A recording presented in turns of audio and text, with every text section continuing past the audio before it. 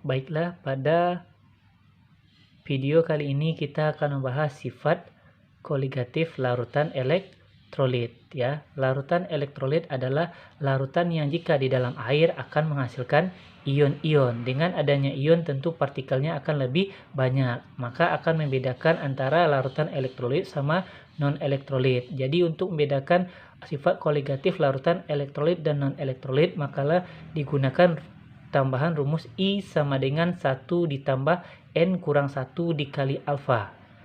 I adalah faktor Van Hoff yang membedakan antara sifat koligatif larutan elektrolit dan non-elektrolit. Sedangkan N adalah jumlah ionisasi, yang sedangkan alfa adalah derajat ionisasi. Dengan catatan bahwa, dan perlu diingat bahwa elektrolit kuat biasanya memiliki alfa sama dengan 1, sehingga I sama dengan N. Elektrolit kuat itu contohnya adalah asam kuat, basa kuat, serta garam dari asam dan basa kuat. Ingat kembali pelajaran kelas 2. Sifat koligatif larutan elektrolit yang pertama kita bahas adalah 1. Penurunan tekanan uap. Rumus penurunan tekanan uap yang pertama yaitu P sama dengan P0 kali XP, yang delta P sama dengan P0 kali XT. Nah, di manakah letak faktor Van Hoff-nya? Nah, kita lihat untuk XP, NP per NT kali I ditambah NP. Sedangkan XT adalah NT kali I dibagi NT kali I ditambah NP. Jadi, faktor Van Hoff-nya dikalikan dengan jumlah mol zat terlarut elektrolitnya.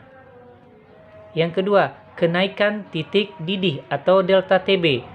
Delta TB rumusnya massa dibagi MR dikali 1000 per massa pelarut dikali KB dikali I. Langsung I-nya masuk ke dalam rumus. Agak berbeda sedikit dengan tekanan uap. Yang ketiga yaitu penurunan titik beku atau disingkat dengan delta TF. Delta TF sama dengan massa zat terlarut dibagi MR dikali 1000 per massa pelarut dikali KF dikali I. Hampir sama dengan titik didih. I-nya langsung masuk ke dalam rumus. Kemudian yang keempat adalah tekanan osmotik atau P. P rumusnya adalah MRTI. Jadi I-nya juga langsung masuk ke dalam rumus. Baiklah, kita akan membahas beberapa contoh soal sifat koligatif larutan elektrolit. Yang pertama adalah sebanyak 19 gram MgCl2 dilarutkan dalam 100 gram air. Kb adalah 0,5 derajat Celcius per molar. Tentukanlah titik didih MgCl2 tersebut jika MgCl2 tersebut terionisasi sebesar 80%. Nah, kita jawab. MgCl2 tersebut merupakan adalah larutan elektrolit ya. Jadi dia bisa terionisasi. Kita ionisasikan terlebih dahulu, berarti Mg2+ ditambah 2Cl- menghasilkan 1 dari Mg, 2 dari Cl- menghasilkan adalah 3 ion, sehingga N-nya sama dengan, ini adalah N, N-nya sama dengan 3. Alfanya 80% sama dengan 0,8. Tinggal kita masukkan ke rumus I, faktor Van Hoff-nya. I sama dengan 1 ditambah N kurang 1 kali alfa. Kita masukkan sama dengan 1 ditambah N-nya 3 dikurang 1 dikali alfa sebesar 0,8 sama dengan 1 ditambah 3 kurang 1 2 kali 0,8 dapatlah 1,6, sehingga nilai I-nya sebesar 2,6. Jadi I sebesar 2,6. Oke, kita lanjutkan bahwa delta TB sama dengan gram per mr dikali 1000 per p gram dikali kb dikali I. Tinggal masukkan angkanya. Gramnya ada 19 gram ya, dibagi mr-nya 95 dikali 1000 per massa larutannya adalah 100 gram. 100 gram dikali Kb 0,5 sebesar 0,5, sedangkan I sebesar 2,6. Coret dapat 10 ya. Sehingga setelah kita hitung-hitung, sehingga didapatkan sebesar 0,26 derajat Celcius. Jadi kenaikan titik didih larutan tersebut adalah 0,26 derajat Celcius. Yang ditanyakan apa? Titik didih. Jadi untuk menghitung TB sama dengan TB0 ditambah delta TB. TB0 karena pelarutnya air adalah 100 ditambah 0,26, sehingga dapatkan titik di larutan MgCl2 tersebut adalah sebesar 100,26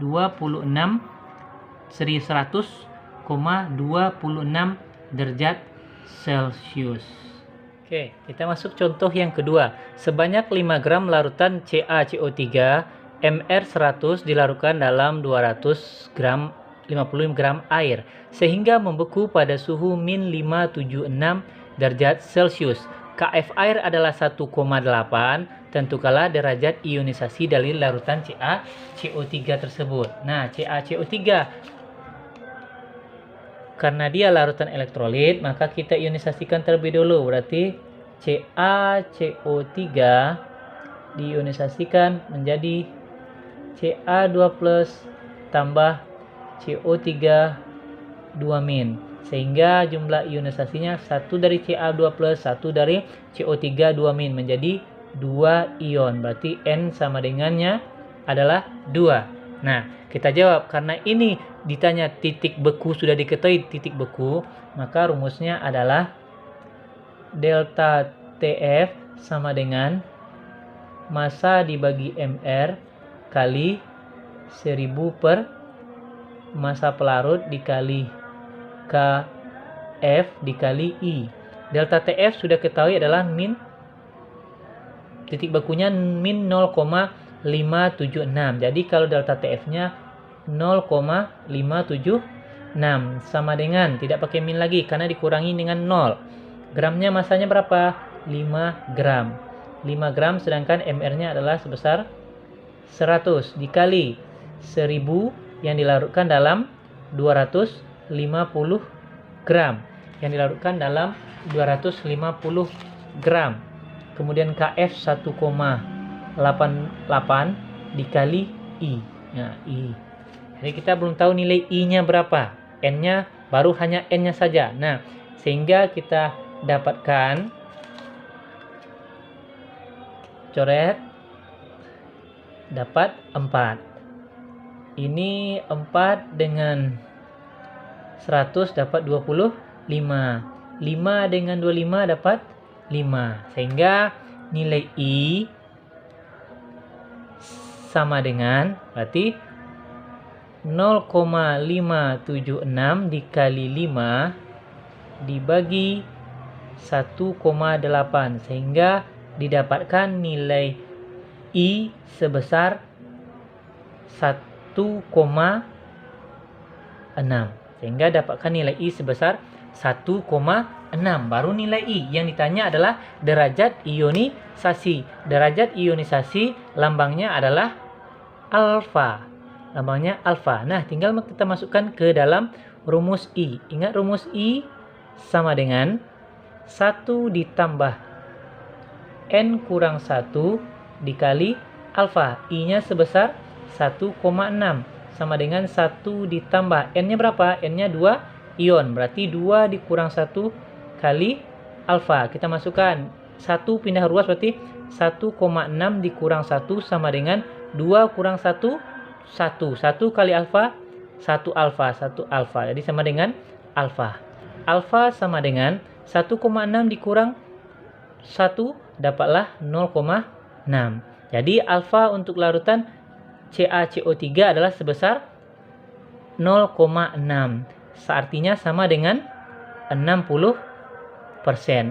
Jadi jawabannya adalah alfa larutan tersebut adalah 0,6 atau sebesar 60%.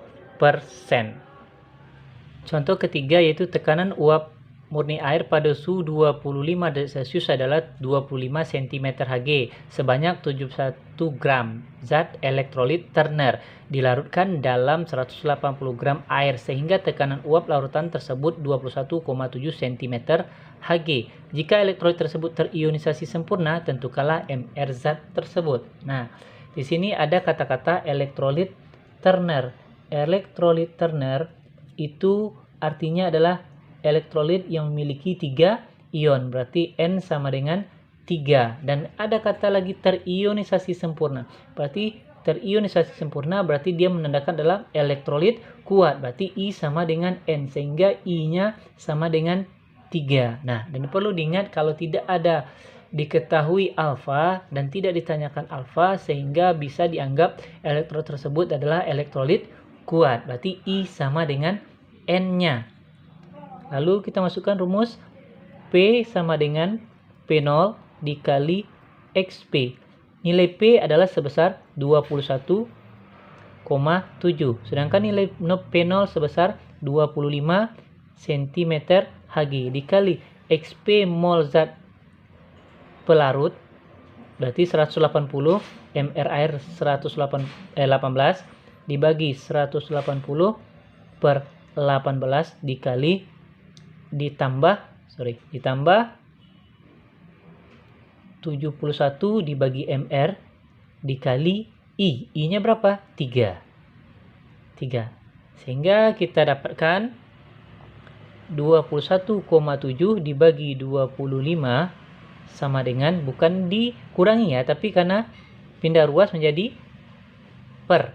Berarti 180 bagi 18 dapat 10 dibagi 10 tambah 71 kali 3 sama dengan 213 dibagi dengan MR. Nah, sehingga didapatkan 21,3 dibagi 25 dapatlah sebesar 0,87 sama dengan 10 dibagi 10 ditambah 213 dibagi dengan MR-nya. Nah, masuk ya. Kita lanjutkan. Berarti kali silang 0,187 dikali 10 dapatlah 8,7 ditambah 0,87 dikali 213 dapatlah 185,31 sama dengan 10. Berarti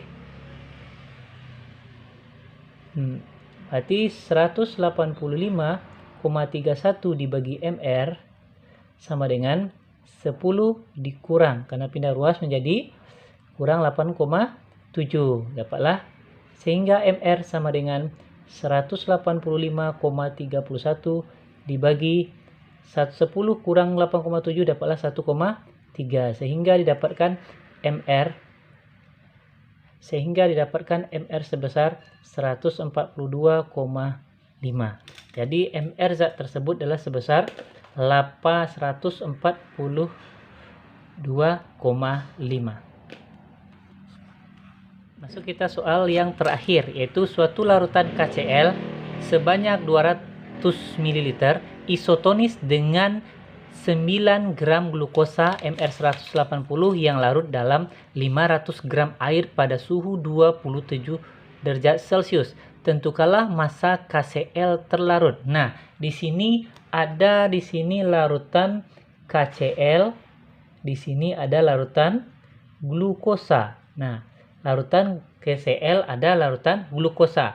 Kalau KCl merupakan larutan elektrolit, yaitu KCl jika diionisasikan menjadi K+ ditambah Cl-. Sedangkan glukosa itu adalah larutan kalau non-elektrolit.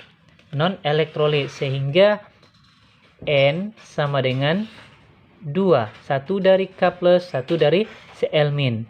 Jadi N sama dengan 2. Nah, di situ ada kata-kata isotonis. Isotonis artinya adalah zat yang memiliki tekanan osmotik yang sama. Berarti P KCl sama dengan Pi glukosa. Nah, tinggal kita masukkan rumus Pi-nya. Pi untuk KCl karena di larutan elektrolit berarti M kali R kali T kali I. Sedangkan untuk Pi larutan glukosa cuma M kali R kali T, tidak pakai I karena dia larutan non elektrolit. Nah, dalam hal ini yang sama adalah R, tentunya nilainya sama, suhunya pada suhu yang sama, maka dicoret. Ya, jadi tinggal M sama I. M itu apa? M itu adalah massa dibagi MR dikali 1000 per P mililiter dikali I sama dengan massa per MR kali 1000 per V mililiter. Nah, kita masukkan angkanya. Gram dari KCl tidak diketahui, berarti kita misalkan X saja. Dibagi MR-nya sebesar 74. 74,5 dikali 1000 per dalam 200 ml. Kemudian I-nya berapa? I dari KCl adalah sebesar 2 sama dengan gram dari glukosa adalah 9. MR-nya 180 dikali 1000 glukosa dalam 500 gram. Nah, kita coret. Ini dapat 2. Ini dapat 5. 2 sama 2 habis, sehingga didapatkan 5X per 74,5 sama dengan 9 per 180. 9 per 180 ya. Sehingga kita masukkan 5X sama dengan 74,5